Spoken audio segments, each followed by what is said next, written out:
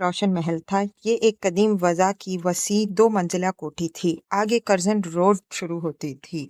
उनको दूर ही से आज के दिन की चहल-पहल दिखाई दे गई। फाटक पर कागज़ी झंडियाँ और रंग-बरंग बिजली के कुमकुमे लटक रहे थे। बहली से उतरे तो उन्होंने देखा कि लंबी ड्राइव पर जो सामने वाले बरामदे तक जाती है, ताज़ा सुर्ख बजरी बिछाई गई थी और दोनों अतराफ चूने की मतवाज़ी लकीरें लगी थीं। बरामदे में 2 मेज़ें पड़ी थीं। एक पर मेज़पोश तय किए रखे थे, दूसरी के गिर्द बहुत सारे लड़के-लड़कियां खड़े नैपकिन बना रहे थे। बरामदे के सामने वसी लान में मेज़ें और कुर्सियां लगाई जा रही थीं। दिन की रोशनी अभी बाकी थी, मगर बरामदे और बाग में कुमकुमे जल रहे थे। सिर्फ बरामदे में शोर था, जहां मेज़ के गिर्द खुशपोश और तंदुरुस्त लड़के-लड़कियां जमा काम कर रहे थे। सब्जे पर नौकर सफ़ेद वर्दियां पहने खामोशी से एक दूसरे को हिदायत दे रहे थे। अयाज बेग और नईम जब बरामदे में चढ़े तो सामने से भूरी आंखों वाली एक नौउम्र लड़की जारहाना निकली।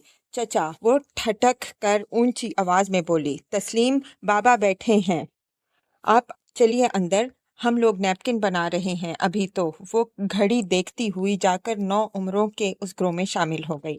नईम उनकी तरफ मुतवज्जे था।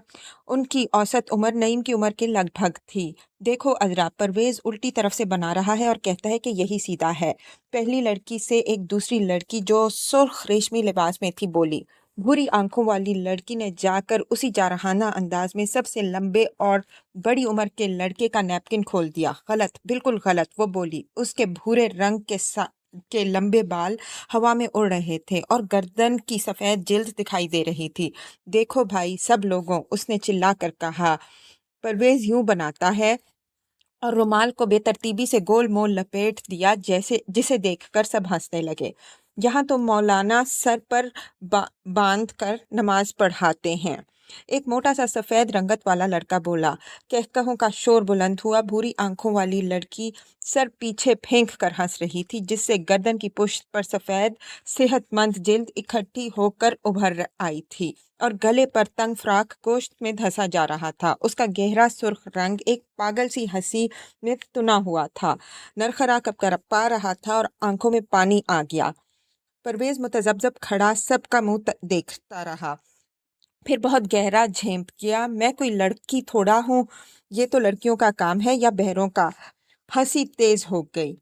अपने आप को अजनबी फ़ज़ा में पाकर नईम का दिल ज़ोर ज़ोर से धड़कने लगा था, मगर जी खोल कर हंसते हुए लोगों को देखकर बेतकल्लुफ़ी सादगी और बराबरी का जो एहसास होता है, उसकी वजह से उसका जी चाहा कि वो भी जाकर उनमें शामिल हो जाए। उसी वक्त वो अयाज बेग के पीछे पीछे अंदर दाखिल हो गया। कमरा नशिस्त में दाखिल होकर जिस पर सबसे पहले नईम की नज़र पड़ी, वो घर का मालिक था। नवाब गुलाम मुहियुद्दीन एक कोने में बड़ी सी मेज़ पर बैठे कुछ लिख रहे थे। आइए आइए, वो बैठे बैठे हाथ बढ़ाकर बोले, मैं इतनी जल्द आपका मुतवक्के नहीं था। कब आए? आज सुबह। अयाज बेग ने बहुत झुककर मुसाफहा किया। अपने चचा को इतनी इनकिसारी के साथ किसी से मिलते हुए नईम ने पहले नहीं देखा था। नवाब साहब के चेहरे पर सबसे ज़्यादा नुमायां शय उनकी नाक थी, जो ऊंची और नोकदार थी और उन्हें मर्दाना शक्लो सूरत अता करती थी। अफसोस है रोशन आगा की वफ़ात पर हाजिर ना हो सका, मुलाजमत का सिलसिला था। अयाज बेग ने कहा, आप तो बड़े फ़र्ज शनास अफसर हैं। ठीक है, काम वाम करता ही आदमी अच्छा लगता है, हमारी भी कोई ज़िंदगी है। उन्होंने उस शरारत भरी मासूम मुस्कुराहट के साथ कहा जो पुराने ख़ानदानी लोगों का हिस्सा होती है। वजह फरमाया, वजह फरमाया। अयाज बेग हाथ मलते हुए खुश दिली से बोले। दोनों दोस्तों की आंखों में चमक थी। फिर वो नईम की तरफ मुतवज्जे हुए। ये साहबजादे। नईम ने अयाज बेग की तकलीद में बहुत झुककर मुसाफा किया, जिससे उसकी टोपी का फुंदना नवाब साहब की हाथ की पुश्त पर से जा लगा। भतीजा है। ओह, मैं समझा। वो गौर से उसे देखते हुए बोले। आहिस्ता आहिस्ता उनके चेहरे पर संजीदगी की सख्ती पैदा होने लगी। तीनों आदमियों के दरमियान अजीब सी खामोशी छा गई। अयाज बेग का चेहरा बेहद उदास हो गया। नवाब साहब के माथे को 2 हिस्सों में तकसीम करती हुई रग उभर आई।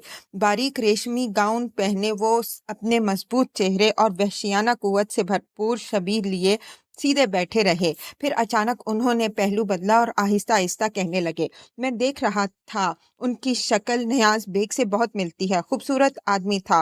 वापस आ गया है? जी हाँ। के साल बाद? 12। ओह, वो उठकर कमरे में टहलने लगे। पढ़ता है? कलकत्ते में। इस साल सीनियर कैम्ब्रिज किया है, अयाज बेग ने बताया। आप नियाज बेग से मिले? नहीं। मिलेंगे? नहीं। दोनों कुछ देर तक खामोश रहे। फिर अयाज बेग ने मौजू तब्दील करते हुए कहा, आज तो काफी रौनक होगी। उम्मीद तो है। नवाब साहब की संजीदगी दूर हो गई। चीफ कमिश्नर आएंगे, गोखले भी शहर में हैं, शायद आ जाएं, और आपकी एनी बेसेंट भी आ रही हैं। जरा तैयार रहिएगा, आप भी बड़े जोरदार थियोसोफिस्ट हैं। फिर उन्होंने अयाज बेग के कंधे पर हाथ रखकर गौर से देखा। बूढ़े हो गए हो। वक्त सबको बूढ़ा कर देता है, अयाज बेग ने मुस्कुराकर कहा। नईम बहुत बेचैन बैठा था। अपने बाप का जिक्र उसने बहुत कम सुना था, और ये मंजर जो आज उसने देखा था और महसूस किया था बिल्कुल नया था। मौजू की तब्दीली से उसे काफ़ी तस्कीन हुई और वो गौर से अपने मेज़बान को देखने लगा। नवाब साहब 40 के लगभग और बहुत सेहतमंद थे। चश्मा उनकी नाक में गहरा फंसा हुआ और गाल शीशे से ऊपर उभरे हुए थे। आंखें गहरी और जबड़े और और सर की हड्डी मजबूत और चौड़ी थी। उनके हाथ नाजुक और खुशनुमा थे। मामूली नाक नक्शे के बावजूद उनके चेहरे पर वो नरमी और खुश शक्ली थी जो पुरआसाइश जिंदगी का पता देती है। गुफ्तगू करते हुए वो एक हाथ को बड़े दिलकश अंदाज में हरकत देते थे। बड़े करीने से सजा था। नईम के एंड पीछे एक भूस भरा शेर खड़ा था जो खतरनाक हद तक जिंदा दिखाई दे रहा था। चारों कोनों में ऊंचे ऊंचे फर्शी लैंप रोशन थे। खिड़कियों पर बाहरी पर्दे और फर्श पर दबीज बेआवाज कालीन पड़े थे। बरामदे के शोर के मुकाबले में अंदर गहरी खामोशी और सुकून था। गौर से देखने पर मालूम होता था कि दरवाजों खिड़कियों की दराजें फलाफैन की तहों से बंद की गई थीं।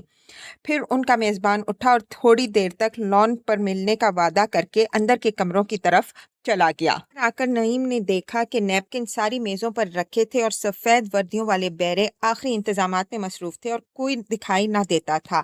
फाटक के बगल वाले दूसरे लॉन में बैठने का इंतज़ाम किया गया था। अयाज बेग ने कोने में एक कुर्सी घसीटी और कैमरा निकालकर रात को तस्वीरें लेने के लिए उसे तैयार करने लगे। नईम इधर उधर फिरने लगा। उस वक्त अंदर से वही लड़के लड़कियां बातें करते निकले और इधर उधर फैल गए। लंबे लड़के ने तमीज से झुककर अयाज बेग को सलाम किया। फिर वो नईम की तरफ आया। आप कलकत्ते से आए हैं ना? जी हाँ, मैं परवेज हूँ। उसने हाथ बढ़ाया। ये हमारा घर है। नईम ने हाथ मिलाया और खामोशी से उसे देखने लगा। एक तन्हा बेखतर परवरिश के तुफैल ये उसका कुदरती बेजबान अंदाजे गुफ्तगू बन चुका था। आइए उधर चलें, परवेज ने कहा। को अपनी तरफ आते देखकर वो सब खड़े हो गए। अब उन्होंने खलंडरों वाला लिबास उतारकर तकरीबी लिबास पहन लिया था और ज्यादा जिम्मेदार दिखाई दे रहे थे। ये कलकत्ते से आए हैं, परवेज ने सटपटा कर कहा, और ये मेरी बहन अजरा है। ये सब हमारे बहन भाई हैं। नईम घबराहट में अपनी लंबी सुर्ख टोपी और फुंदने हाथ फेरता रहा। आपसे मिलकर बड़ी खुशी हुई। बैठिए। आप अपनी अपनी जगह पर सब अपनी अपनी जगह पर बैठ गए। आप बोलते बिल्कुल नहीं हैं, अजरा ने अपनी भूरी आंखें नीचा करके बेतकल्लुफी से पूछा। जी जी नहीं तो। सब लोग सादगी से मुस्कुराए। आपने नाम नहीं बताया अपना। नईम। किस कदर खूबसूरत नाम है, एक पतले लड़के ने अंग्रेजी में कहा। उनका खलंडरापन और शोरो शाब सब खत्म हो चुका था। गो उनकी आंखों में तमस्खर की झलक साफ देखी जा सकती थी। सिर्फ अजरा उसी जारहाना अंदाज में बातें कर रही थी। अब उसने सफ़ेद रेशम की साड़ी बांध रखी थी और देखने में काफ़ी बड़ी और समझदार लग रही थी। आपको नैपकिन बनाना आता है? नहीं। दरअसल आज हमें पता चला है कि हम में से आधे लोगों को भी नहीं आता। अजरा, ये तो गलत बात है, पतला लड़का अंग्रेजी में बोला। अब तुम कहोगी कि हमें साड़ी बांधना नहीं आता, तो ये भला क्या बात हुई? सब लोग चुपके से हंसे। तरह बातें करते रहे। फिर मेहमान आना शुरू हो गए। अयाज बेग ने नईम को पुकारा और वो जाकर कैमरे में फिल्म चढ़ाने में उनकी मदद करने लगा। आध घंटे के बाद कैमरा दुरुस्त हुआ। अब काफी मेहमान आ चुके थे। नवाब साहब और उधेड़ उम्र की एक खूबसूरत औरत दरवाजे में खड़े उनका इस्तकबाल कर रहे थे। अजरा भी उनके पास खड़ी थी। परवेज और ग्रोह के दूसरे अफराद मेहमानों के दरमियान इर्द इधर उधर फिर रहे थे। अब तक जो लोग आ चुके थे उनमें से ज्यादातर गैर मुल्की थे। चंद एक ने ऊंचे स्याह हैट और टेल कोट पहन रखे थे। बाकी ने, जो ज्यादातर नौजवान तबका था, शाम का स्याह चुस्त लिबास पहन रखा था और सर से नंगे थे। तकरीबन सभी खामोशी से बैठे सिगरेट और मोटे मोटे सिगार पी रहे थे। औरतों ने बंद गले के चुस्त फ्रॉक पहन रखे थे। अब हिंदुस्तानी मेहमान आ रहे थे। वो मुख्तलिफ किस्म के लिबास में थे। मुसलमान फुंदने वाली सुर्ख टोपियों और लंबे लंबे चोगों में थे। कुछ लोग शेरवानियों में भी थे, जिनसे उनकी कौम और मजहब का पता चलाना दुश्वार था कि हिंदुस्तान में अब हिंदू मुस्लिम ईसाई सब ने शेरवानियां पहननी शुरू कर दी थी। अलबत्ता हिंदू अपनी ढीली अड़ंग धोतियों और बड़ी बड़ी सफ़ेद पगड़ियों से पहचाने जा सकते थे। वो दो दो चार चार घोड़ों वाली बहलियों में आ रहे थे। सिर्फ अंग्रेज मेहमान और चंद हिंदुस्तानी मोटरों पर आए थे। वो फाटक पर नवाब साहब और उनकी साथी औरत के साथ अखलाक से झुककर हाथ मिलाते या दूर से हाथ जोड़कर प्रणाम करते और जाकर खामोशी से बैठ जाते। अंग्रेज सब एक तरफ बैठे थे, हिंदुस्तानी दूसरी तरफ। गैर मुल्कियों ने अपनी अपनी टोपियां और स्कार्फ आते ही खादमों के हवाले कर दिए थे। हिंदुस्तानी टोपियां पहने छड़ियां हाथों में थामे बैठे थे। एक हिंदुस्तानी जर्क पर शेरवानी और पगड़ी पहने मोटर से उतरा। साथ एक नौजवान अंग्रेजी लिबास में था। नवाब साहब बहुत नीचे झुककर मिले। किसी ने कहा, महाराज कुमार प्रतापगढ़ हैं। हमरा गालिबन सेक्रेटरी थे। वो वाहिद हिंदुस्तानी थे जो आकर अंग्रेजों में बैठे। उन्होंने अपनी छड़ी भी खादम के हवाले कर दी। फिर गोखले आए, जिस पर तमाम हिंदुस्तानी और चंद अंग्रेज उठ खड़े हुए और झुक झुक कर मिले। अयाज बेग ने जब उनका नाम लिया तो नईम चौंक कर उठा और करीब जाकर खड़ा हो गया। गोखले का नाम उसने बहुत सुन रखा था, मगर देखने को पहली बार मौका मिल रहा था। उन्होंने पतलून के ऊपर बंद गले का बड़े बड़े बड़े कॉलरों वाला हाफ कोट पहन रखा था और सर पर टोपी लिए हुए थे। उस किस्म की टोपी नईम ने कलकत्ते में तलख को भी पहने देखा था। गले में लंबा सा मफलर था। सुनहरे फ्रेम का चश्मा लगाए अखरे जिस्म का ये आदमी खूबसूरत कहलाया जा सकता था, गो बहुत कमजोर था। नईम ने उसके साथ हाथ मिलाते वक्त अजीब सी कैफियत महसूस की। फिर डॉक्टर एनी बेसेंट आई, जिनका नाम नईम ने अयाज बेग की ज़बानी अक्सर सुना था। वो हिंदुस्तानियों के एक ग्रुप में जाकर बैठ गईं। खुदाम मेहमानों को फलों का रस पेश करने लगे। अनार के एक पौधे के नीचे नईम खड़ा था। पत्तों में छुपे हुए बल्ब की रोशनी उसके चेहरे पर पड़ रही थी। हेलो, आपने फलों का रस पिया? अजरा उसके पीछे से निकलकर बोली। नहीं, लीजिए। उसने गिलास नईम के हाथ में थमा दिया, जो इसने फौरन लबों से लगा लिया। सब मेहमान आ गए। बहुत सोचकर उसने बात की। तकरीबन अजरा ने तमस्खर और सादगी के अजीब अंदाज में उसकी तरफ देखा। नईम ने महसूस किया कि साए में उसकी आंखों का रंग स्याह गहरा हो गया है। उसने गिलास में से दो बड़े बड़े घूंट लिए। आप टोपी बिल्कुल नहीं उतारते? वो घबरा कर टोपी और फुंदने पर हाथ फेरने लगा। उतार दीजिए। इसने जल्दी से टोपी उतार दी।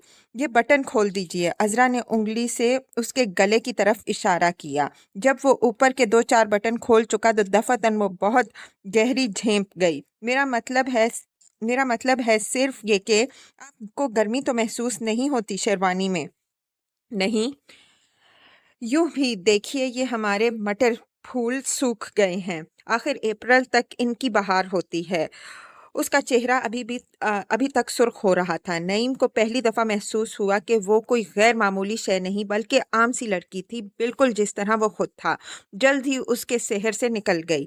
अजरा ने हाथ बढ़ाकर होली हॉक्स का एक गुलाबी फूल तोड़ा। आजकल उनकी बहार है। मुझे अंदर जाना है, आप बैठिए, उसने कहा। अंधेरी की तरफ जाती हुई वो एक बड़ी उम्र की संजीदा औरत की तरह चल रही थी।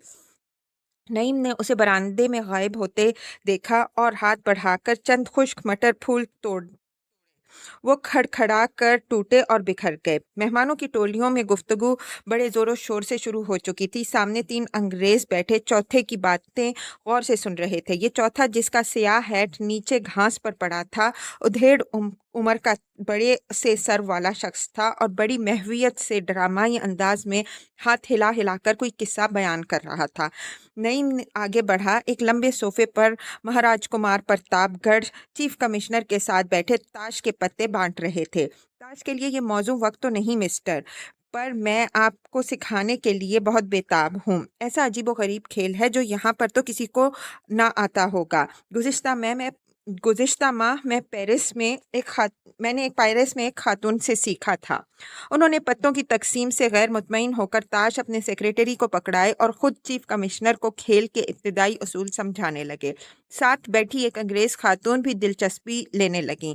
سیکریٹری ماہر فن کی طرح تاش لگا رہا تھا، جب نعیم گملوں کی اس قطار کے ساتھ ساتھ جن میں موسم گرما کے پھول کی پنیری لگی تھی مہاراج کمار کے صوفے کے پیچھے سے گزرا تو وہ پتے ترتیب وار لگاتے ہوئے اچانک رک کر بولے، پیرس میں نے دیکھا مسٹر کہ جس ہوٹل میں میں ٹھہرا وہاں عجیب رواج تھا۔ وہ پیرس کا سب سے بڑا ہوٹل تھا اور ہر سویٹ کے ساتھ 2 غسل خانے تھے۔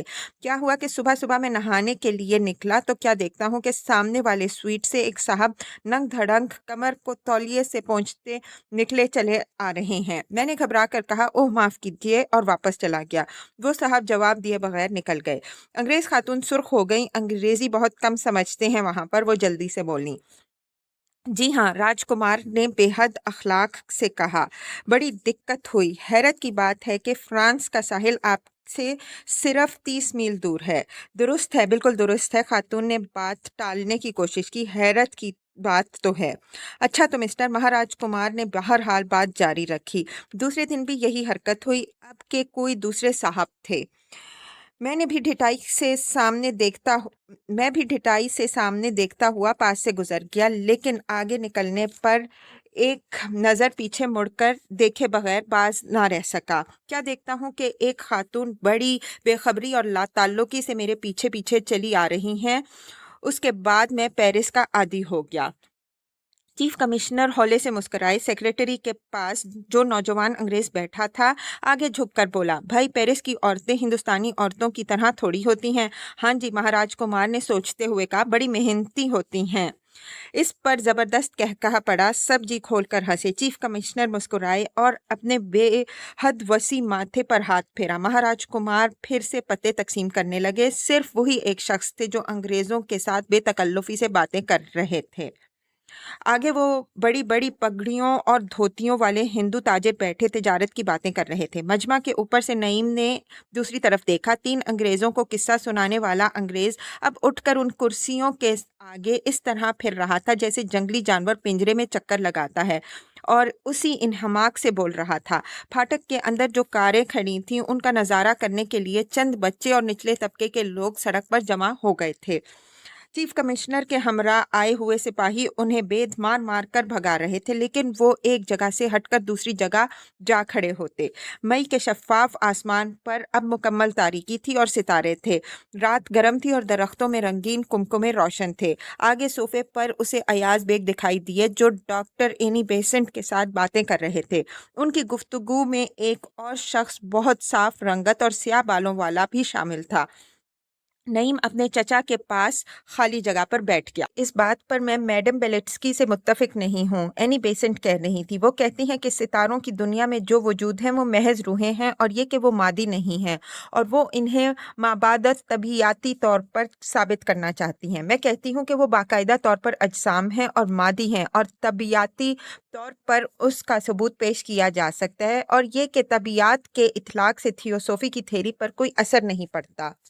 لیکن اس بات کا جواب میں پچھلی اپریل میں آپ کو خط میں لکھ دیا تھا کہ ابھی وہ وقت نہیں آیا کہ تھیوسوفی پر سائنس کو صادر کیا جا سکے۔ ایاز بیگ بولے، سائنس کے قانون کو صادر کرنے کا سوال ہی پیدا نہیں ہوتا۔ اینی بیسنٹ نے اپنے دلکش لہجے میں کہنا شروع کیا، صادر کرنا اور بات ہے، اور نعیم نے اکتا کر سننا چھوڑ دیا۔ اس کی سمجھ میں اس گفتگو کا ایک لفظ نہ آیا تھا، لیکن وہ مسز بیسنٹ پر سے نظریں نہ ہٹا سکا۔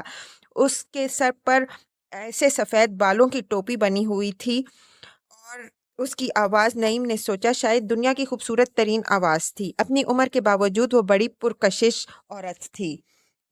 دل میں وہ سوچا بیٹھا تھا، عذرا کے جانے کے بعد کسی نے اس سے بات نہ کی تھی۔ اس لڑکی کے ساتھ مختصر ملاقات اور اس کے جارحانہ انداز سے وہ جھلا گیا تھا۔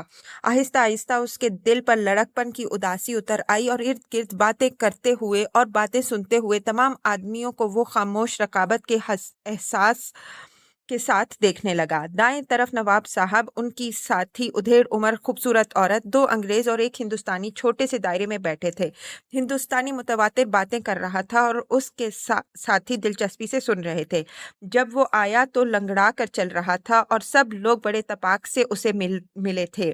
चीफ कमिश्नर और महाराज कुमार के बाद उसकी कार सब कारों से ऊंची और चमकदार थी और उसके पहियों की तार बिजली की रोशनी में चमक रहे थे।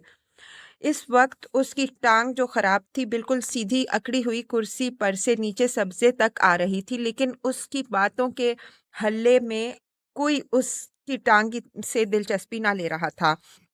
उसके चेहरे से जहानत टपकती थी। नवाब साहब के खास मुलाजिम ने एक राइफल और एक बड़ी सी पिस्तौल, जिसके पीछे लकड़ी का दस्ता लगा था, लाकर उसे पकड़ाई और वो तारीफी नजरों से इसे देखता हुआ कुछ कहने लगा। नईम ने जब दोबारा एनी बेसेंट की तरफ देखा तो वो ये कह रही थी, मैं भी गोखले से मिलना चाहती हूँ, बहुत कमज़ोर दिखाई दे रहे हैं। फिर वो अयाज बेग और स्याह बालों वाला शख्स उठकर लान पार करने लगे। नईम भी उनके पीछे पीछे हो लिया। जब वो लंगड़े बातूनी शख्स के करीब से गुजरा तो उसने सुना वो कह रहा था, उफ हो, ये जर्मन कमबख्त ऐसी मशीन बनाते हैं। अब देखिए, इस सारी पिस्तौल में आपको एक भी कील नजर ना आएगा, सारा वेल्डिंग का काम है। ये असल मर्द का खेल है। पारसाल शेर के शिकार को चीफ कमिश्नर के साथ जो मैं बंगाल गया। नईम गुजर गया। बातों का शोर उरूज पर था। जब वो दूसरी तरफ पहुंचा तो उसके साथी झुक झुक कर गोखले से मिल चुके थे और खैरियत पूछ रहे थे। वो सोफे के पीछे जाकर अंधेरे में खड़ा हो गया। गोखले आने वालों को जगह देने की खातिर खिसक कर सोफे के कोने पर चले गए, जिससे उनका चेहरा अचानक रोशनी में आ गया। हम यही बात कर रहे थे। मैं इनसे कह रही थी कि मिस्टर गोखले की मजलिस खुदामे हिंद ऑफ थियोसॉफिकल उसूल खालिस थियोसॉफिकल उसूलों पर बनाई गई है, एनी बेसेंट ने कहा। लेकिन उन्हें सिर्फ लफ्ज़ हिंद पर एतराज़ है, यानी खुद्दाम इंसानियत क्यों नहीं? अयाज बेग बोले। या खुद्दाम थियोसॉफी? सिया बालों वाले शख्स ने मुस्कुरा कर कहा। उसकी बात सुनी अनसुनी करके एनी बेसेंट फिर बोली, इससे आप मानेंगे कि तहरीक महदूद हो जाती है। गोखले संभल कर बैठे और अपने बूढ़े हाथों छड़ी को फेरने लगे। थियोसॉफी, उन्होंने धीमे लहजे में बात शुरू की, फिर चश्मा उतारकर साफ किया और दोबारा लगा लिया। थियोसॉफी मिसेस बेसेंट ना साइंस है और ना सियासत, महज फ़लसफ़ा है।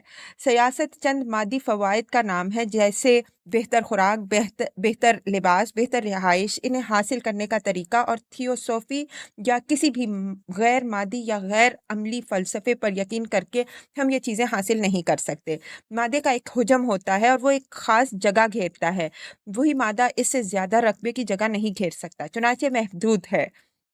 हम मादे या सियासत को गैर महदूद नहीं कर सकते। खुदा में हिंद के उसूल और तरीका कार गो खालिसतन मादी तो नहीं होते और इन्हें किसी हद तक रूहानी कहा जा सकता है, क्योंकि जो लोग मजलिस में शामिल हैं उन्हें अपने हर आराम व आसाइश को तर्क कर देना पड़ता है, लेकिन वो काम करते हैं और दूसरे लोगों की बेहतरी की खातिर। और ये दूसरे लोग हैं हिंदुस्तान के लोग। यही हिंदुस्तान का लफ्ज़ मजलिस को एक मादी शक्ल दे देता है। एनी बेसेंट कसमसाई, मगर जब बोली तो उनकी आवाज़ कम दिलकश ना थी।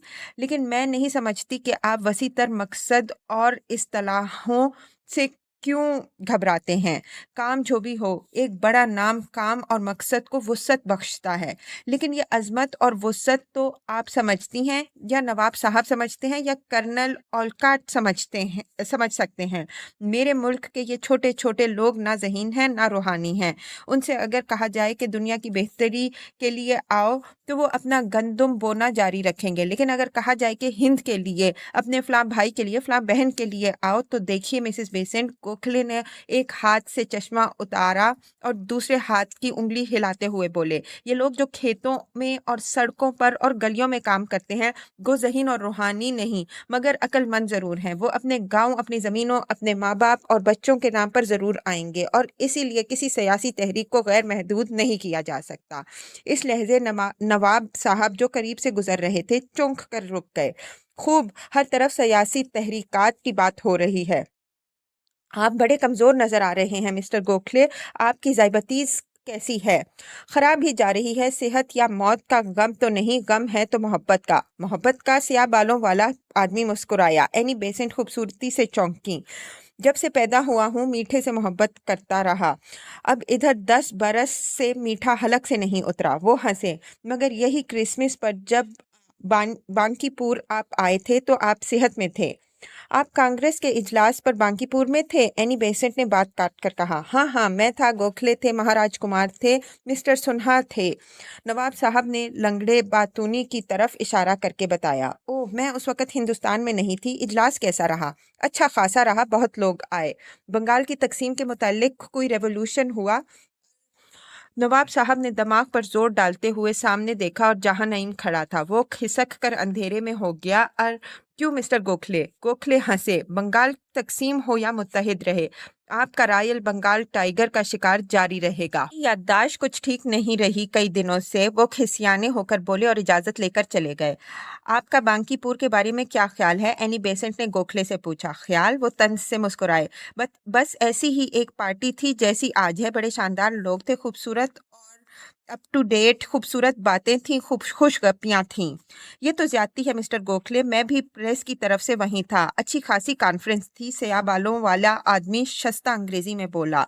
पीछे खड़ा नईम अपनी टोपी को बुरी तरह हाथों में मड़ोड़ने लगा। गोखले यकलख्त संजीदा हो गए। आपके अखबार का कोई नुमाइंदा जनूबी अफ्रीका में भी था? ओह हाँ, जरूर था। अखबार नवीस ने रोक कर बालों में हाथ फेरा।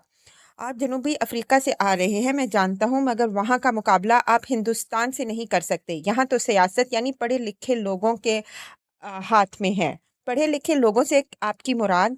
यही के तालीमी तारीख से वाकिफ। और दफतन नईम आगे बढ़ा, जिससे उसका चेहरा जो सुर्ख हो रहा था रोशनी में आ गया। जरा सा झुक कर 9 उमरी के जोशीले लहजे में वो बोला, और ये भी कि सारी कार्रवाई अंग्रेजी जबान में हुई। सबने एक साथ मुड़कर देखा। नईम के माथे पर पसीना था। उसने टोपी के फुंदने को इस जोर से खींचा कि वो उसके हाथ में आ गया। अयाज बेग का रंग सफेद पड़ गया। ये कोई बुरी बात नहीं है। इसके अलावा कोई भी जबान सीखना मायूब नहीं, बल्कि अच्छी तालीम है। अखबार नवीस ने अपने आप को संभाल कर बोला। इसीलिए कम पढ़े लिखे लोग कैद कर दिए जाते हैं। और आप क्या तवक्को रखते हैं? तलक जेल में हैं क्या? अखबार नवीस अंग्रेज का चेहरा एकदम गुस्से से सुर्ख हो गया। उसके माथे से नफरत टपकने लगी और वो बार बार मुट्ठियों को खोलने और बंद करने लगा। तो आप उसे सियासतदान कहते हैं? और वो फिर उसने एक शरीफ अंग्रेज की तरबियत के मुताबिक इंतहाई कोशिश से अपने आप को काबू में किया और खुश्क लहजे में बोला। उसकी सियासत के मुतालिक तो चीफ कमिश्नर आपको बेहतर बता सकते हैं। एक अखबार नवीस की हैसियत से मैं तो कहता हूँ कि वो अच्छा अखबार नवीस भी नहीं है। अयाज बेग आसाबी हालत में दोनों पांव हिला रहे थे। अनार के पत्तों में छुपा हुआ कुमकुमा हवा के झोंके के साथ जोर से झूला और साया उनके पांवों पर डोलने लगा। उसी वक्त सब लोग खाने के लिए उठना शुरू हुए। गोखले एनी बेसेंट से कुछ कह रहे थे। लेकिन चंद नौजवानों से मैं जरूर मुतासिर हुआ। मोतीलाल नेहरू का लड़का भी आया था, अभी कैम्ब्रिज से लौटा है। अखबार नवीस अंग्रेज देर तक खड़ा चेहरे से हर तासुर को दूर करने के लिए माथे पर रुमाल फेरता रहा। लंगड़ा आदमी बड़ी तुंदही से बातें करता और हंसता हुआ करीब से गुजरा। नईम ने देर तक जेबों में रुमाल तलाश करने के बाद टोपी के साथ माथे का पसीना पहुंचा और हुजूम में शामिल हो गया। खाने की मेजों की 2 लंबी कतारें लगी थीं, जिन पर सब मेहमान बाआसानी बैठ गए। सब्जे के इस खित्ते पर रंगीन कमकमों का जाल बिछा हुआ था। रकाबियों में भुने हुए सालम मुर्ग और तीतर लकड़ी की टांगों पर खड़े थे। पुलाव अभी आया नहीं था, पर खुशबू आ रही थी। 10 से ज्यादा किस्म के खाने मेज पर आ चुके थे। खानों के दरमियान चीनी की छोटी छोटी बेदाग प्लेटों में स्याह चर्बी की भद्दी मोमबत्तियां खड़ी थीं। ये मोमबत्तियां दरमियानी उंगली के बराबर मोटी और खासी बदशक्ल थीं और इन्हें रोशन नहीं किया गया था। एक मेज के सिरे पर 2 बड़ी कुर्सियां पड़ी थीं, जिन पर नवाब साहब और एक दूसरे बुजुर्ग आकर बैठ गए। नवाब साहब ने शाम के खाने का लिबास उतारकर अब सुर्ख चमकीले रेशम का लिबास पहन रखा था। ये कुछ इस तरह का लिबास था जैसा मुगल शहंशाह या उनके दरबारी पहना करते थे और आजकल सर्कस के मस्खरे पहनते हैं। कपड़ा ऐसा था जो औरतों के लिए मखसूस होता है। एक लंबा सा तंग ब्लाउज था जिस पर गले तक सफेद चमकदार बटन लगे थे। आस्तीन चुस्त थी। कमर से नीचे ब्लाउज का घेरा बड़ा था और नीचे उसी कपड़े के भारी भारी सी तंग पायंचों वाली शलवार थी। जूता भी उसी कपड़े का मोज़ानुमा था। कमर के साथ सुनहरी मियान वाली तलवार लटक रही थी और ब्लाउज की पट्टी भी सुनहरी थी। उनके मुलाजिम खास ने एक बड़ी सी सुर्ख टोपी जिस पर सुनहरा काम हुआ था लाकर उनके सामने मेज पर रख दी। करीब ही एक प्लेट में काली चर्बी की सबसे बड़ी मोमबत्ती रखी थी। साथ वाले बुजुर्ग ने आम हिंदुस्तानी मुसलमान का लिबास शेरवानी और पजामा पहन रखा था। उनके साथ दोनों तरफ परवेज और अजरा बैठे थे। आगे वो उधेड़ उम्र औरत थी जो अब तेज रोशनी में खासी मुअम्मर दिखाई दे रही थी। आगे चीफ कमिश्नर महाराज कुमार, एनी बेसेंट, गोखले और तकरीबन सब मेहमान थे। मेज के आखिर में चंद हिंदुस्तानी बैठे थे जिनमें नईम भी बैठ गया। दूसरी मेज पर सभी हिंदुस्तानी बैठे थे जिनमें अयाज बेग भी थे। मुलाजिमीन बेदाग लिबास पहने सरगर्मी से आ जा रहे थे। सारे गैर मुल्की नवाब साहब को अजीबोगरीब लिबास में देखकर चेहरों पर संजीदगी तारी किए हुए थे।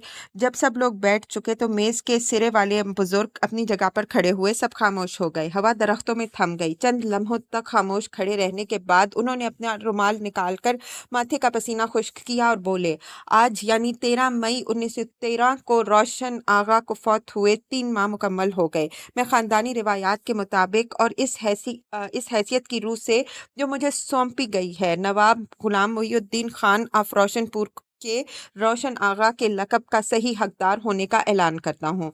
तकरीर ख़त्म करके उन्होंने जल्दी से सुर्ख टोपी उठाकर नवाब साहब के सर पर रख दी, जिसने आंखों तक उनका चेहरा छुपा लिया। परवेज़ और अजरा उठकर अपने बाप की तरफ बढ़े, लेकिन इससे पहले दूसरे बुजुर्ग ने जलती हुई तीली उनकी तरफ बढ़ाई, जिसकी मदद से उन्होंने अपने आगे की स्याह मोमबत्ती रोशन की। रोशन आगा कहकर उनके दोनों बच्चे उनसे लिपट गए। तालियों और मुबारकबादों का शोर बर्पा हो गया। गैर मुल्की जो अब तक जब्त किए थे रोशन आगा की हैयत कज़ाई पर अब दिल खोलकर हंस रहे थे। रोशन आगा अपने दोनों बच्चों को थामे झुक झुक कर मुबारकबाद वसूल कर रहे थे। एक दफ़ा झुकते हुए उनकी अजीबोगरीब टोपी थोड़ी तक लटक आई। अजरा ने जल्दी से उसे फिर उनकी आंखों पर जमाया और एहतियात से झुकने की तंबीह की। हर तरफ कहकहों, तालियों और रोशन आगा की चीखों का शोर था। मुअद्दब बेरे हाथ पीछे बांधे शर्मा कर हंस रहे थे। कुमकुमे एक एक कर बुझना शुरू हो गए, हत्ता कि सिर्फ रोशन आगा की मोमबत्ती रोशन रह गई। चारों तरफ अंधेरा हो गया। सबसे पहले परवेज और अजरा ने अपने अपने आगे की मोमबत्तियां ले जाकर उनसे जलाई और वापस लाकर रख दी। फिर मुअम्मर खूबसूरत औरत और दूसरे बुजुर्ग ने भी ऐसा किया। इसके बाद चीफ कमिश्नर और महाराज कुमार अपनी अपनी मोमबत्तियां उठाकर ले गए और बड़ी मोमबत्ती से रोशन करके वापस ले आए। फिर एनी बेसेंट और गोखले उठे, फिर अखबार नवीस, फिर सब लोग उठ खड़े हुए और बड़ी मोमबत्ती के गिर्द धांधली पड़ गई। बाज़ लोग मोमबत्तियां जलाने गए और वहीं खड़े होकर गप्पियां हाँकने लगे। अखबार नवीस एक बूढ़े अंग्रेज को, जिसने उससे शिकायत की थी कि सारी कार्रवाई को पहले से छापकर सब मेहमानों में बांट दिया जाए तो वो इस गड़बड़ से बच जाते, समझा रहा था कि ये सारी तकरीब एक ख़ानदानी राज है और इसे प्रिंट में लाने की हरगिज़ इजाज़त नहीं दी जाती। बूढ़ा संजीदगी और उदासी से मोमबत्ती को तके जा रहा था। हर तरफ से कहकहों की आवाज़ें आ रही थीं। फिर मोमी शमों की रोशनी में खाना शुरू हुआ और खामोशी से जारी रहा। अब चांद वस्त मई के आसमान पर रोशन और गर्म था और हवा दरख्तों में थम चुकी थी। मध्यम चांदनी में दिल्ली की आधी से ज़्यादा आबादी सो चुकी थी और रोशन महल के बाग में मुकद्दस चर्बी की रोशनी में खामोशी से खाना खाया जा रहा था। सफ़ेदे के ऊंचे दरख्त साकित खड़े थे। मेज़ों से परे एक फव्वारा अंधेरे में खामोशी से पानी उछाल रहा था। नईम ने खाने पर से सर उठाकर देखा। सारी फिजा तलस्से में थी। एक शहर जिसमें सिर्फ खुशबूदार खाना और जबड़े हिलाते हुए लोग हकीकी थे। सारी दुनिया, सारे लोगों का सिर्फ एक काम था, खाना। लंगड़े बातूनी की मुहज़्ज़ब खुशगवार आवाज़ अब तक आ रही थी। भूख चूंकि इंतहाई वहशतनाक इंसानी जज्बा है, चुनाचे खाना इंसान का शरीफ तरीन फेल है, वो कह रहा था। नईम के दाईं बाजू पर जो शख्स बैठा था प्लेट में चावल निकालते हुए उसकी तरफ झुका। मैंने आपको बात करते सुना जब آپ تلک کے متعلق کچھ کہہ رہے تھے۔ اس نے دیکھا یہ وہی قصہ گو انگریز تھا جو کچھ دیر پہلے اپنے ساتھیوں کے سامنے جنگلی جانور کی طرح چکر لگا رہا تھا۔ پھر بولا، کیا آپ کو پتا ہے کہ تلک نے مسلمانوں کے خلاف کیا کچھ کیا؟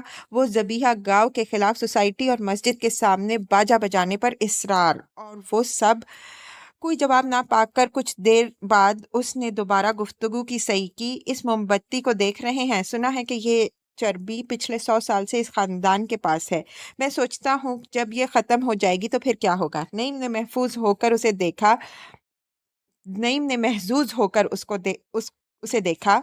آپ کو کیسے پتا چلا کہ میں مسلمان ہوں؟ اس نے آہستہ سے کہا۔ اوہ، جنگلی جانور برا سا منہ بنا کر بولا۔ آج شام سرخ ٹوپی پہنے ہوئے تھے۔ اس کے بعد اس نے کوئی بات نہ کی۔ کھانا کافی دیر تک جاری رہا، پھر لوگ اٹھ اٹھ کر جانے لگے۔ دوسرے لان میں جب وہ آرام سے ٹانگیں پھیلا کر بیٹھ گئے تو بیرے کافی کے خوبصورت پیالوں میں قہوہ پیش کرنے لگے۔ جب کھانے کی میزوں پر وہ اکیلے رہ گئے تو روشن آغا اٹھے۔ دیر تک وہیں کھڑے وہ بڑی موم بتی کو ٹکٹکی باندھے دیکھتے رہے۔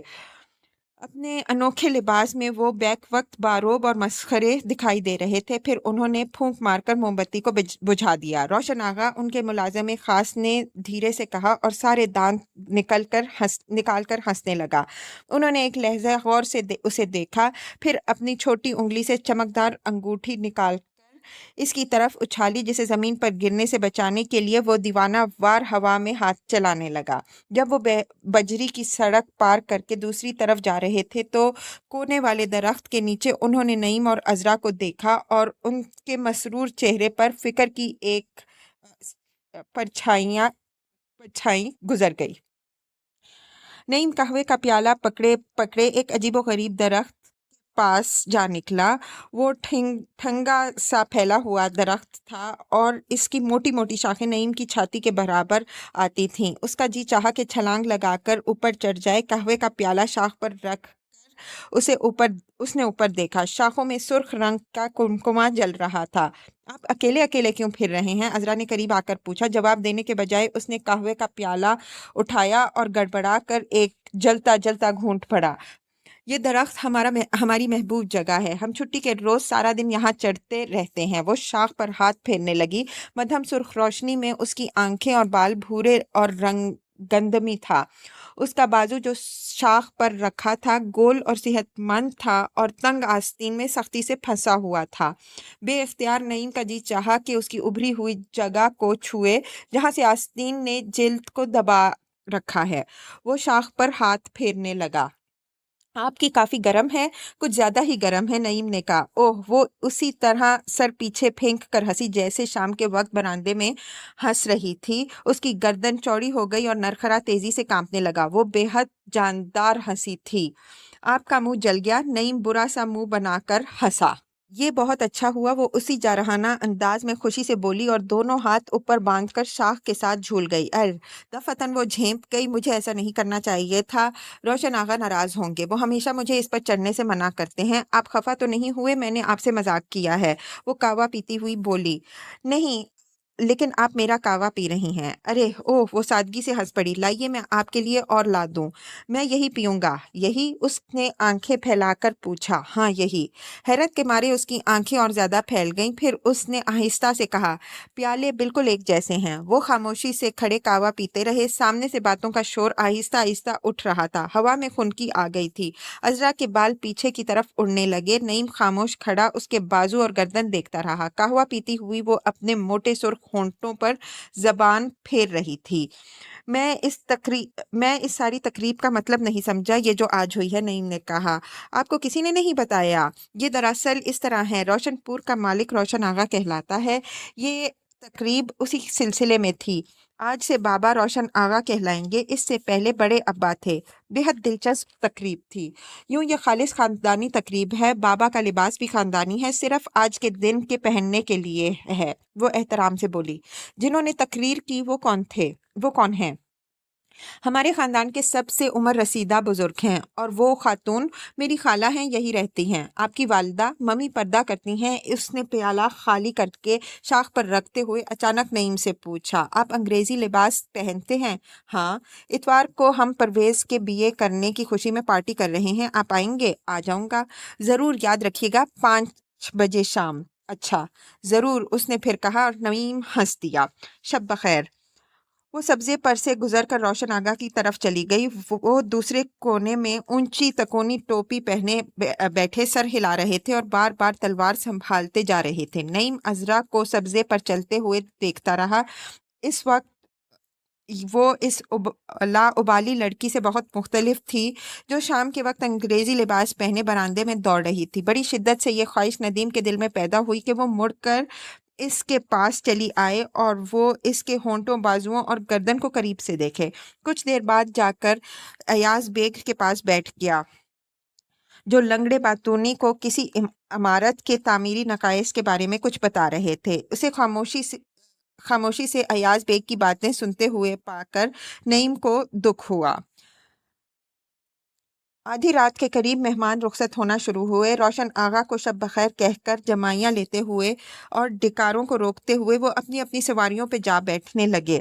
نچلے طبقے کے چند لوگ ابھی تک شور مچا کر روانہ ہوتی ہوئی موٹر کاروں کو دیکھنے کے لیے باہر کھڑے تھے۔ جب نعیم ایاز بیگ کے ساتھ آخر میں شب بخیر کہہ کر اپنی بہلی کے قریب آیا تو اسے نیند آ رہی تھی اور زیادہ کھا جانے کی سے پیٹ بھاری ہو رہا تھا۔ سوار ہونے سے پہلے ایک طاقتور خواہش اس کے تحت مڑ کر اس نے سارے روشن محل پر نظر دوڑائی۔ باغ میں صرف نوکر خاموشی سے پھر رہے تھے اور برآمدہ سنسان پڑا تھا۔ درختوں میں سرخ کمکمے زور زور سے جھول رہے تھے۔ وہ بے دلی سے اچک کر ایاز بیگ کے برابر بیٹھ گیا۔ عذرا نے اتوار کی شام کو دعوت دی ہے چائے کی، اس نے کہا۔ جواب کے بجائے چند مچھر اس کی چہرے سے ٹکرائے۔ اس نے چچا کی طرف دیکھا۔ ان کا کھلا سپاٹ معمولی خدوخال کا چہرہ تھا جیسا عام کام کرنے والے لوگوں کا ہوتا ہے۔ اس پر کوئی گہرائی نہ تھی، اس پر ہر تاثر صاف واضح ہو جاتا تھا۔ وہ چونک اٹھا۔ تم تقریر کرنے کے لیے وہاں نہیں گئے تھے؟ ایاز بیگ نے غرا کر کہا۔ تمہیں پتہ ہے طلاق کا نام لینا ہی دہشت پسندی میں شمار ہوتا ہے۔ کوئی اور جگہ ہوتی تو وہ تمہیں گرفتار کر لیتے۔ روشن محل کی تقریب تھی اس لیے۔ نعیم بیٹھا سوچتا رہا، پھر آہستہ سے بولا، مجھے افسوس ہے چچا، وہ ہمارا سب کا ایسا ہیرو ہے، ورنہ۔ تھوڑی دیر تک وہ دونوں خاموش بیٹھے، بہلی کے چلنے کے ساتھ ہلکورے کھاتے رہے۔ پھر ایاز بیگ نرم لہجے میں بولے، ہمارا خاندان انہی باتوں کی وجہ سے تباہ ہو چکا ہے۔ میں نے تمہیں تعلیم دلوائی، ساری امیدیں، تم میری ساری زندگی ہو۔ ایک روز تمہیں پتہ چلے گا کہ میں نے کتنا دکھ سہا۔ نعیم کو خیال ہوا کہ وہ رو رہے ہیں۔ اس نے کن آنکھیوں سے دیکھا۔ ان کی آنکھیں خشک چمکتی ہوئی آنکھیں دیکھ کر اس کو خوشی ہوئی۔ بہلی دیر تک سنسان سڑکوں پر چلتی رہی۔